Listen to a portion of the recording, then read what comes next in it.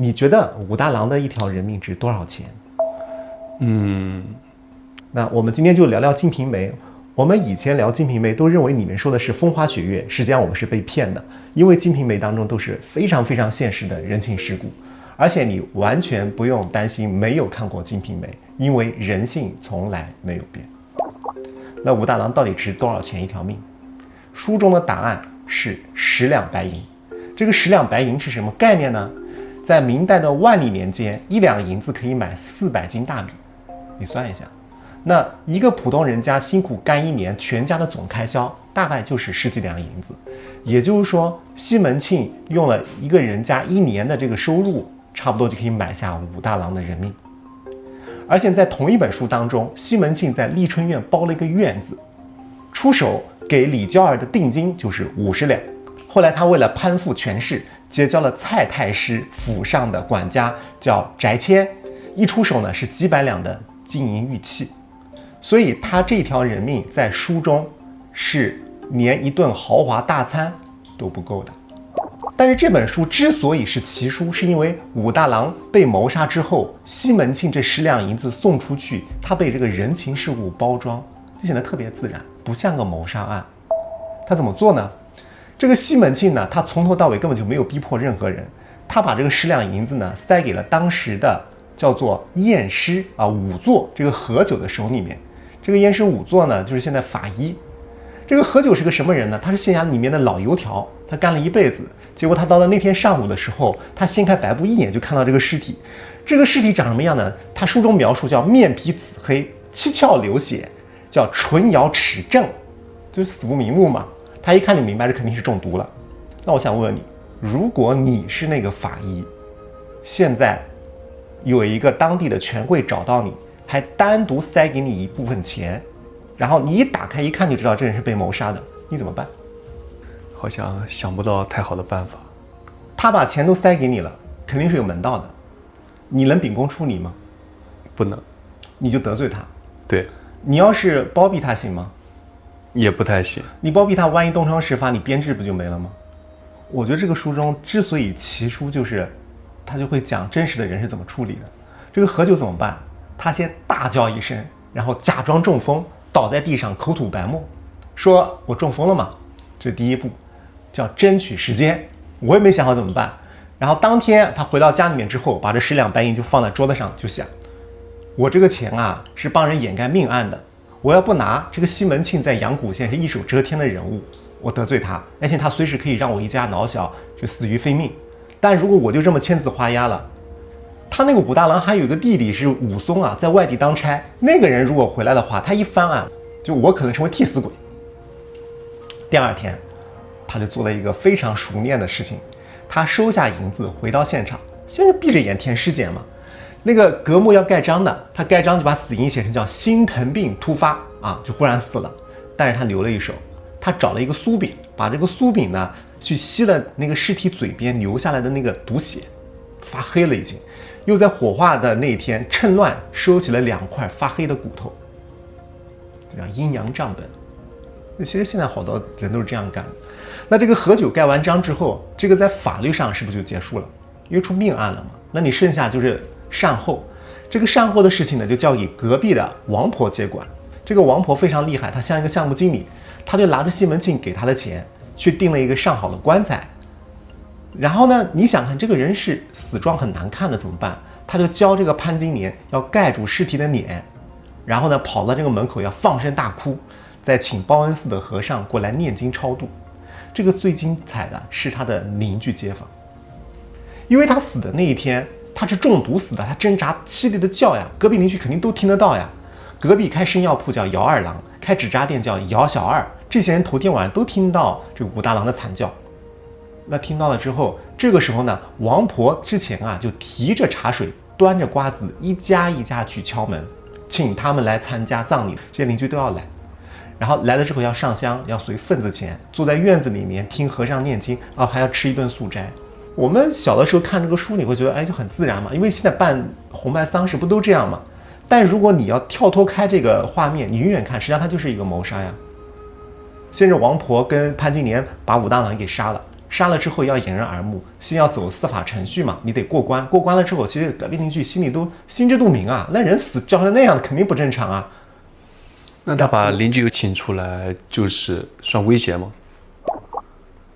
反正我礼数给到了呀，该上门也上门了呀，就你闭嘴啊！哦，就偷偷暗地里塞钱了。就反正这种东西，人死了，你作为邻居，你帮他主持什么伸张什么东西呢？司法程序已经过了，我过来跟你讲，隔壁这个情况，我们这个今年也非常难过，也请了仵作过来检查了。有时心疼命爆发，这可年轻的媳妇这么年轻，丈夫都突然生病死了，你都知道了吧？你帮他翻案，你有证据吗？你代入一下，如果你真的是隔壁邻居，你又能怎样呢？无能为力。然后人家再给你塞一点好处，请你吃一点茶，也不会给你什么钱的，就给你塞点茶就行了呀。你还能怎样？你跟他也非亲非故的，也就是个邻居关系而已了。所以你这样一个谋杀案，但是经过这样一个人情世故的一包装，仵作一签字啊，王婆来买办，和尚在超度，邻居在随礼，那他就被洗白了呀。那合情合理啊，也非常体面啊。因为所有人都在走流程，就大家心照不宣的把这个发黑的尸体就埋进了棺材，最后还要夸一句，这个丧事办的还是真风光啊。为什么说这个？因为400年前的这场丧事没有真正结束，每一天都在名利场当中重演。比方说你现在看商业社会，一个核心的员工如果被排挤，或者说有一些合伙人在一起有局域的时候，不是被踢出局吗？他不会撕逼的，他可能就找个 HR 过来，就递过来一个什么 N+1的补偿，就说你签了这个字，这个钱就给你了，然后你再签一个保密协议。所以这些龌龊事情马上就变成一个非常合规的一个离职流程了。公司盖章，同事们在群里面就发几个表情，哦，这个小李要走的，然后再祝你前程似锦，吃个散伙饭，大家就继续。那个同事不就是隔壁的那个邻居吗？其实是一样的，只是因为这个事情经常发生，你就习以为常。这种用资源把罪恶打包成正常流程的人情世故是没有变过的。那为什么今天聊这个《金瓶梅》，就是因为你明白这一层，你会再看身边这些看上去合情合理的一些规矩，它的底细到底是什么？因为我们现在好多人觉得，生活好累，是因为你生活在这个社会当中，其实你就要常常去应付这些看不见的流程。我比方说啊，你上个酒桌，有人来灌酒羞辱你，你会马上掀桌子吗？那肯定不会啊。你有的时候可能看那个场合，你还要就端个酒杯凑个趣。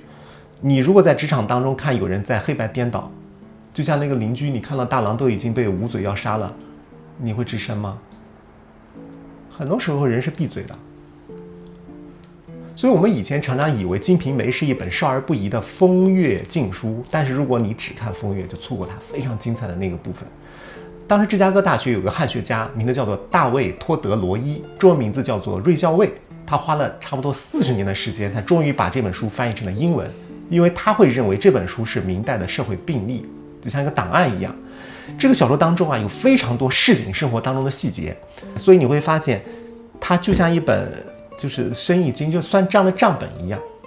为什么刚刚讲这么多细节？是因为我们通常会觉得贪婪和恶长着青面獠牙，但实际上真正的欲望一旦穿上衣服走进日常生活，它就变成饭局、衣裳，就你看不见的这些体面的生活。而西门庆之所以如鱼得水，就是因为他知道这笔账是怎么算的。就我打官司我要花多少钱，我要买身份要找谁来换我这身官服，我结交朋友也要看你手中有没有我想要的资源，我用什么资源，所有的这些关系都没有这些感情，就是交易。你觉得跟今天像吗？非常像。逢年过节我要给领导送礼，我要送什么礼啊？有人结婚生子了，我要随份子钱，我随多少又体面又不会吃亏。我参加酒局，我要算这个主位上的人能带多少资源来，我要去端多少次酒杯，我要赔多少小年。就因为这样的原因，我们在生活当中常常连感受一场日落的心情都没有了。我不知道你去看周围的人有多少人还会去看日落，因为看日落没有收益。而这张利益大网从来都没有消失过。比方说，你看西门庆是主角哈，他从来不会说一个人做这些事情，他的旁边是有一个产业链的。比方说，西门庆想要得到潘金莲，怎么搞定？首先肯定要找中间人嘛，他就找到王婆，许诺给他10两银子的酬劳，说你事成之后连你棺材钱都给你包圆了。好，我觉得这一段就很值得去看，什么叫人情世故？你代入一下，一个男的看上了一个有妇之妇，这个时候找你来帮忙，反正我就想得到这个人，你作为一个中间人，你怎么搞呢？所以王婆首先就做能力评估，她怎么评估呢？王婆对西门庆说：“你想勾搭良家妇女，必须具备5个条件，叫潘驴邓小闲。”这你听过吧？没有，很新颖，可以解释一下。潘驴邓小闲，这个潘指的是貌似潘安，就是你长得要很帅。哦，还要长得帅。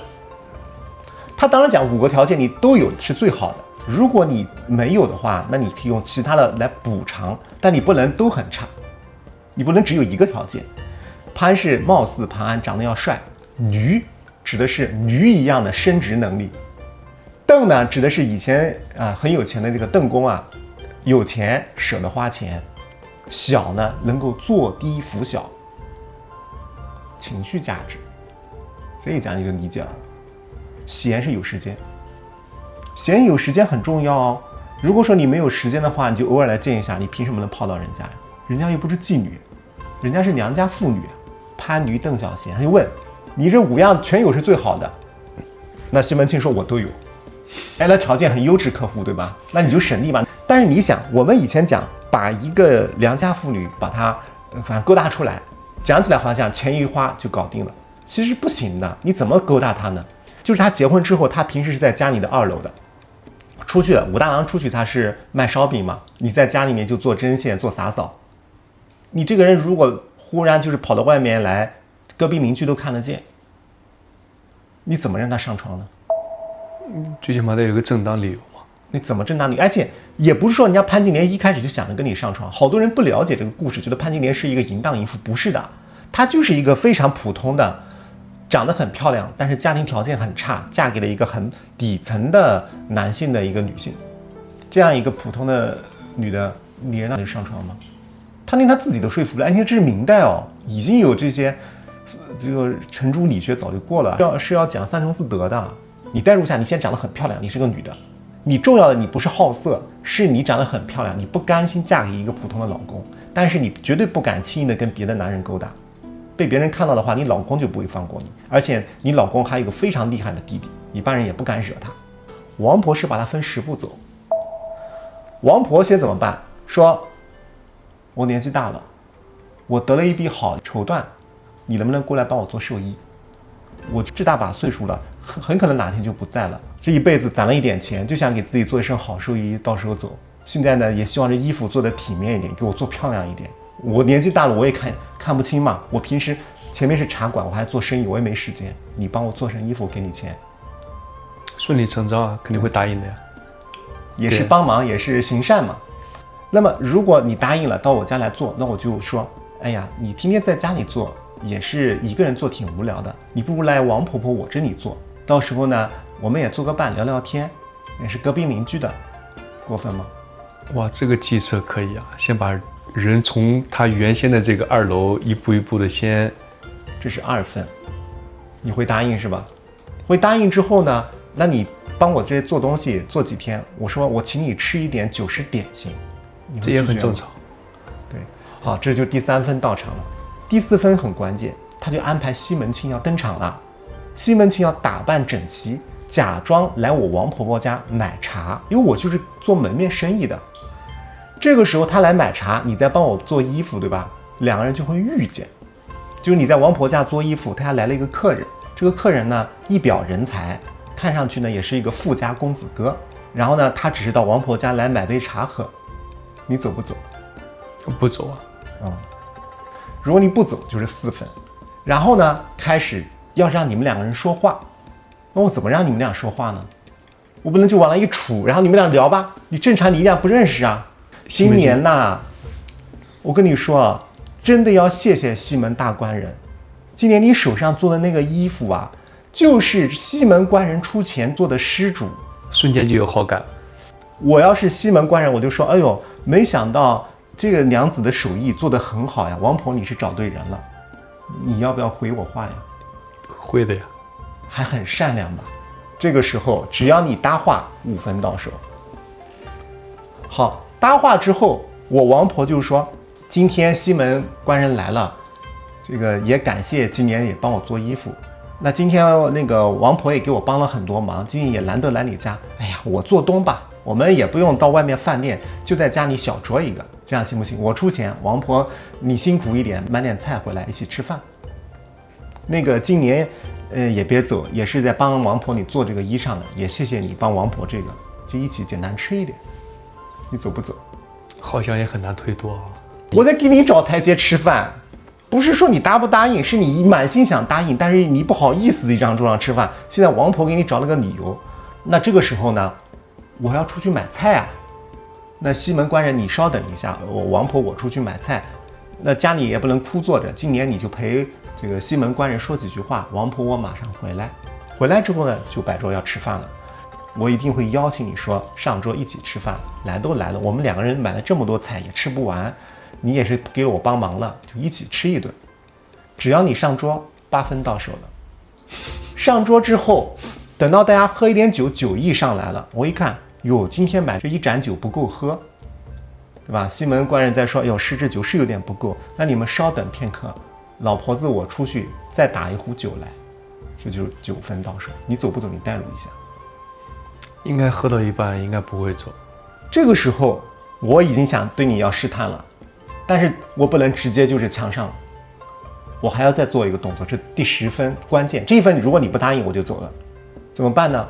我吃饭吃到一半的时候，我筷子掉了，我掉在你的脚边，我拿筷子的时候，我说：“姑娘，你的脚好秀气哦。”开始挑逗了，你伸不伸张？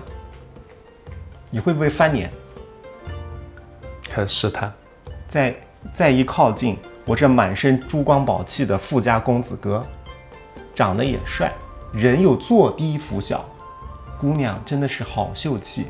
哎呀，我怎么没有这么好的福气，没有娶到个像姑娘这么通情达理、相貌出众的娘子，真的是小生一生的遗憾。顶着一张潘安的脸看，深情脉脉地看着你，扛不住。只要你不拒绝，10分到手，可以墙上，顺理成章。所以在这条产业链上，王婆她就是一个承包商，甲方提出一个非分之想，不仅是王婆，整个清河县有无数的人干这样的事情，难道现在不是吗？那么西门庆身边，从原著第11回开始啊，就围着10来个叫帮闲，帮闲的这个领头呢叫殷伯爵和谢希大，这些人呢就是陪着他听曲、喝酒、逛院子。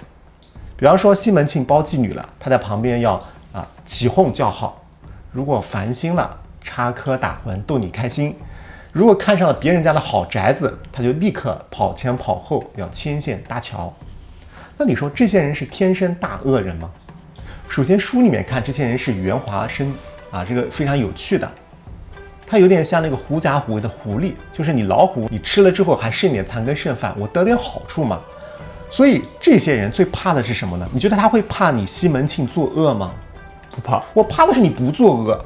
你一旦清心寡欲了，你不想女人，不想搞钱了，我饭碗没了呀。所以这些人一定要撺掇着他，不断的去煽风点火。就像王婆，只要你出来一个想法，我给你拆成10步，让你层层落地嘛。那经过这些人的手，本来那些见不得光的欲望就会被包装成叫什么帮忙、撮合、照应、凑趣，就变成生意了。每个人都觉得我就在做生意啊，那么这样一条完整的恶的产业链就被他打起来了。念书吗？所以我们常常会觉得社会上有很多的这种乱象是一个一个的恶人干出来的，不是的，是一个利益共同体在一起做。他们关心的从来不是说这个事情本身对不对，而是说我这些钱那我们怎么分，你得多少我得多少。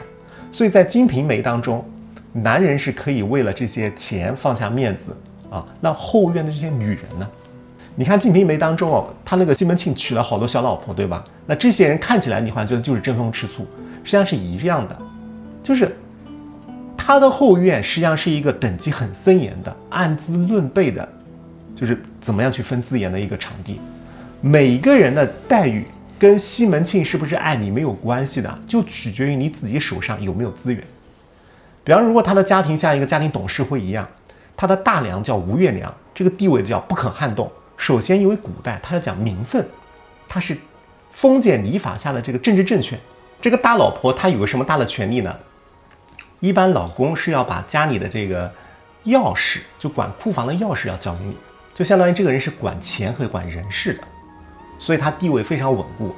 他的状态是什么？就是端着架子，没事呢就找和尚讲经，也不需要去争宠，因为我有权。这个三娘叫孟玉楼，孟玉楼呢，她是个寡妇改嫁，但是呢，她带着非常多的嫁妆来，这个金银细软、布匹绸缎，在那个时候都是硬通货，就相当于叫带资进组，所以她在后院当中就活得非常的圆滑，我谁都不得罪，没事就弹琴听听戏，这叫带资入股，稳坐钓鱼台，因为我手上有的是钱。那个六娘叫李瓶儿，李瓶儿呢，当时第60回就列了一张清单，说她投靠西门庆，她的嫁妆呢有几百两的碎银子，但是有贵重的叫沉香水银，还有文玩字画，就相当于当时带了几十万两的白银做巨额的一个企业并购，所以她进门之后待遇非常高，而且很快就生下儿子了。当时一开始啊，地位如日中天，但是他的钱就被西门庆一点点掏空了。掏空之后，他儿子又被害死，所以整个人就枯萎了。就是你没钱了，你就没价值了。那么在这样一种后院当中，潘金莲，我们以前看潘金莲，总觉得她是一个荡妇，对吧？但实际上，你要站在一个社会生存的角度，她有什么呢？她没有良家人，没有丰厚的嫁妆，她是一个最底层的一个女性。你在这样的一个后院当中，你靠什么生存呢？估计很难，非常难呀。因为如果你不去争抢，一开始书中第1卷就写到，她一进门，首先要严格按照这个大娘、二娘、三娘的次序，你要跪地磕头。到了冬天，别人家屋子里烧的是暖和的寿炭，你屋子只能分到那个碎木炭。你知道那个碎木炭当柴火，就是取暖，熏得呛人的不得了的。吃饭的时候，如果你不主动往前面凑，这些好酒好肉你也挨不到，你连口热汤都分不到，你没资格上去吃。而且家里的这些丫鬟和小厮也会欺负你。所以为了生存下去，他只能被迫一开始干嘛呢？就付出体力劳动。比方说那个李瓶儿一开始不是带资进组吗？每天呢就有这些丫鬟老妈的伺候，可以睡到日上3竿也没人管。但是潘金莲为了要讨好那个大娘子吴月娘，要大冬天的坐在那个冷板凳上面，就一针一线的帮她干活，就针线活。这不就跟现实的职场一样吗？你有资源的合伙人可以躺着分红，但是你没有资源的底层的员工，你只能卷呀996，对啊，只能996啊，然后你去换工资啊。所以在这样一个他资源匮乏的状况当中，他所有的筹码只有自己，他必须把自己当作唯一邀宠的工具，所以他的情绪也只能当成伤人的一种尖刀。他开始就变得尖酸刻薄，四处挑拨啊，甚至最后下毒害人。其实他看上去很疯狂，只是为了一个在那种场景当中啊，就为了自保，只能这样。所以潘金莲未必是天生就是坏人，但是小说当中这种最可怕的不是他本身是不是恶人，而是他这套系统本身就是让人放大人的恶，就把一个人变成坏人。这个小说写到这个地方，就是你看不到一些温情脉脉的，就是西门庆之所以能够有一个这么大的资源盘子，就是他非常懂得怎么样去做生意。但是呢，他是给这些交易和算计，他会披上一个漂亮的衣服，这个衣服就是人情世故。因为在西门庆的世界，包括今天也是的，钱非常重要。但如果你只认钱，你就是个土财主。比方说，你想做一笔交易，把钱就直接扔在桌子上面，跟人说：“哎，把钱给你，帮我事情办了。”你这叫买卖，买卖就太伤自尊了，太赤裸了，而且你容易留下把柄。但如果你提着2瓶好酒，抱着几段好丝绸，逢年过节的过去啊，老哥哥拜个年，一点土特产不成敬意，这叫人情。而西门庆非常擅长玩人情世故，所以在原著的47到49回是他当中一个非常精彩的一个部分，就说西门庆是怎么样把钱转换成权力的。当时呢，这个西门庆特别想做垄断生意，就拿到盐引，当时要结交大官。那么当时呢，有两个人，一个叫曾巡案，一个叫宋巡案，两个大官，他路过清河县，这个西门庆就想结交他们。来，问题来了，现在有两个官员经过你们家，你非常有钱，你想巴结他，让他把一些特许经营权给到你，你怎么巴结？那我看他怎么干啊。第一步，大摆宴席，请你吃好的。那么请来城里最好的戏班子，现在不能理解哈。什么叫最好的戏班子呢？明星。对，吃的是什么呢？首先，他们那个故事发生在山东，吃的呢是长江送来的石鱼。你听过石鱼吗？没听过。你看都没听过，因为今天石鱼基本上快绝迹了。石鱼是长江三鲜，性格刚烈，出水即死。在那个时候能吃到这个鱼，其实就在告诉别人，我这个人是有本事的，我能调得动资源的，这东西不是光有钱能搞得定的。两位巡案，这个事情交给我西门庆，我能摆平很多事。所以你看，又让你吃到稀罕货，同时也在展示我的能力啊！等你们吃的开心了，戏听的高兴的时候，我才顺理成章的拿出2份厚礼。这个厚礼一定要讲得非常恳切，叫年下的一点微臣。哎，我作为后生晚辈，小小敬意，不成意思，不能只送钱。听说你们非常喜欢哪一种段子，量身打造送给你。这还不算完，你只送这个呢，建立不了这种深情厚谊，要送诗。哎，这马上档次就上去了。我讲诗你不能理解是吧？听说你喜欢听歌是吧？找最好的词人写词，找王菲来唱，单独为你做的，情绪价值拉满。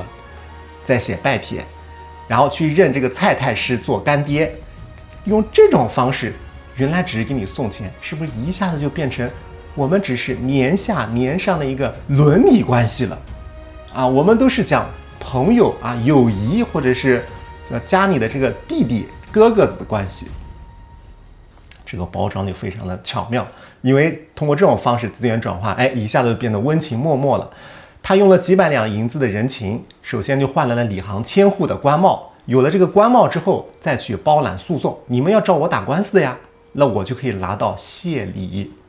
又利用跟巡案的关系垄断了盐引生意，就获得了暴利。所以看上去行贿受贿权钱交易，这不就是走亲访友吗？哪有什么送钱？没有啊，我都是看亲戚啊。这是我哥哥呀，我给我哥哥过年的时候送点东西，这怎么能叫送礼呢？体面不体面？这就是一种古代中国式的人情的底层逻辑。请问今天像吗？一模一样。那西门庆这个人呢，他一开始觉得，哎，我如鱼得水，赚到很多钱，对吧？官府、生意、女人我都能搞到手，他就觉得我可以要的更多。但是有一些东西他不认你这套游戏规则，就是人的身体。原著第79回，西门庆迎来了他的结局。很多人觉得西门庆是吃那个乱吃药、纵欲过度死的，实际上他是全面透支。他死之前那几天非常疲惫，白天在官场上要应酬，要请客送礼，要计算这个生意进出啊，酒桌上要跟这些官员要周旋，晚上还要到后院寻欢作乐，就相当于24小时连轴转。那你说，如果我的身体是一个火的话，我火快灭了怎么办？他说我加柴怎么办？我花钱买最贵的药嘛。于是就跑去买了这个神秘的这个丹药，哎，说我给他添把火。但是中国传统文化当中有一个天机，他认为一个人的生命就像一个灯油一样，它是有定数的，你把它提前烧完了，它就提前就灭了。那在阴阳簿上你花钱是买不通了，所以原著当中写他临死的时候是非常惨的。他当时一个很痛苦，第二产生的幻觉，最终呢走向生命的尽头。到他死的时候，他花了那么多的心力，就算计得到了这些一大笔家产，你一分钱也留不下来。所以为什么聪明人往死的是最惨的？因为他懂得使用规则，所以他获得了很多利益，就太容易高估自己掌控局面的能力了，以至于产生一种幻觉，我可以一直赢下去。所以越是聪明人越容易陷得越深，直到有一天，就系统扛不住了。那么西门庆倒下之后，就像他那个大宅院当中，他是个顶梁柱，就断了，对吧？那你想，人死如灯灭，这些恩怨情仇是不是就了结了？不可能。最令人唏嘘的事情才恰恰开始，他尸骨未寒，家里面就乱成一锅粥。你想他乱成什么？争抢财产啊！对，分产财产。因为外面他一开始最信任的伙计叫韩道国，是他的大掌柜啊，卷走了大批货款，逃之夭夭。后院一开始畏惧他的那些下人开始偷盗他库房当中的这些财物。这个媒婆薛嫂转手就把西门庆最喜欢的春梅卖给了别人。至于其他的妻妾，比方说潘金莲，立刻和他的女婿陈经济私通，最后又被他大娘吴月娘赶出家门，死在了武松的刀下。就西门庆简直像一种传染病，就活着的时候，因为他不断的想用钱用算计，他把周围的这些人都驯化成了小号的西门庆，以至于让他们都只认利益不认人。等到西门庆人虽然死了，但是这些小西门庆就接过他那套玩法继续下去，找宿主这才是《金瓶梅》当中非常深的一种绝望。这也是为什么我们在非常内卷的现代社会，大家看到一种类似的一些场景，会觉得很疲惫无力。因为在有一些环境当中，就一切都被标好了价格，包装体面，普通人要去陪着少年熬夜去换薪水，你要小心翼翼的去遵守别人定好的游戏规则，那就是拿自己的心血去喂这种就喂不饱的黑洞你可能会说，那我就不去搞应酬，行吗？那我不就被这个社会淘汰了吗？大家都不带我玩了呀。我觉得这是一种很大的错觉，因为普通人会觉得，我去参加酒席，我去过节送礼，我在积累人脉。但实际上，这个人情世故，它从来不是说我拿着人情世故就可以弱者成为强者的，它是强者借着人情世故来收割弱者的。你没有硬资源去等价交换，你进高端局，你只是一个耗材，你烘托一下气氛就结束了。所以我相信聊到这个地方，很多人会听得觉得有一种绝望感或者焦虑感。400年前是这样，今天可能还有一些生意场也是这样的。连西门庆这么聪明的人，我说实话，很多人做不到西门庆这么聪明的，这手段非常高级的。那我们普通人又没有钱又没有资源，怎么办呢？难道只能在这场注定没有赢家的游戏当中卷生卷死，卷到油尽灯枯吗？其实我觉得看到《金瓶梅》这个地方，我觉得第一件事情是有一个认知上的变化。我觉得首先要恭喜自己，你回想一下，你是不是不太会来事，觉得不擅长搞人情，甚至为此而自卑？你看了别人在酒桌上长袖善舞，在领导面前左右逢源，觉得我怎么好像情商不够？现在看来好像未必，因为你不擅长人情世故，它未必是你的缺点，而是你的身体的本能在保护自己。因为在有一些场当中，它是把人当耗材的，你这种所谓的高情商，就意味着你要更深的陷入局中，你算计别人，你的心血就会被系统消耗。所以你不适应这套系统，是因为你是个健康的人，而可能这个系统本身是有病的。所以我觉得这期视频的主旨非常简单，就一句话，就是不要再苦学人情世故了，你玩不过他。你不仅玩不过连400年前的这帮把人情世故玩出花来的这些人，他不也玩火自焚吗？所以我之前看老祖宗很早就看透这场游戏规则，他留下了一些保命的智慧。在道家的智慧当中，有个非常重要的概念呢，叫做知止。就老子说叫知止不殆，可以长久。什么叫知止呢？就是你做到烈火烹油、鲜花着锦的时候，还能保有清醒，退一退吧。就像那个电视剧的台词叫思危、思退、思变。就具体到生活当中我觉得这个地方有3个非常实用的一些法门。第一个动作呢，叫做切断情绪税。就是我们常常觉得每天很累，是因为我们把精力依附于别人身上。这个领导皱了个眉呀，同事阴阳怪气的说了一句话呀，你回到家里可能能想半天，这就叫帮别人交情绪税。所以从今天开始，你要是在职场上遇到类似的事情，你就问自己，这件事情影响我发工资吗？如果不影响，我随他便，你爱怎么演怎么演，我不就是在看戏吗？把心力收回来，不要浪费在别人的身上，这是第一个。第二呢，叫放弃向上社交的幻觉，守住自己的心神。因为我们普通人最大的内耗就是老想着去混圈子积累人脉，而如果我们自己没有底牌，你陷进那些高端局没有作用啊。耗材。对，庄子说无用之用，你学西门庆那些八面玲珑的手段没有用的，你要打造一个硬技能，就是当你手上有真正的真本事的时候，你就不需要陪笑脸了。真正的安全感从来不是我认识多少大哥，而是我具备离开这个桌子甚至掀桌子的能力，我才是大哥。那第三个就是给自己留一个场域啊。你像西门庆死得很惨，是因为他一直在算计别人，也算计自己。而我们普通人，你在外面打拼，你未免有的时候不得不人情世故。但是不管你在外面如何，你回到家，你起码给自己留一点时间，哪怕留半个小时吧。我不去看工作，搞这些人际关系，我去跑个步啊，我去修个花草呀，我发个呆呀。就在这个时间当中，就一点一点的把我们的能量给补回来。所以在这个世界上最大的清醒，就是看清所有的体面和算计之后，仍然能守住自己心中的那团光明之火。赚不到的钱随他去，搞不定的人情世故随他变，因为你的命比世界上所有的什么规矩都要珍贵。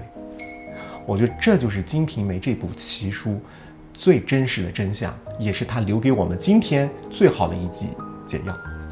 我是牧羊，用理性破译命运，用灵性抵达自在。我们下期再见。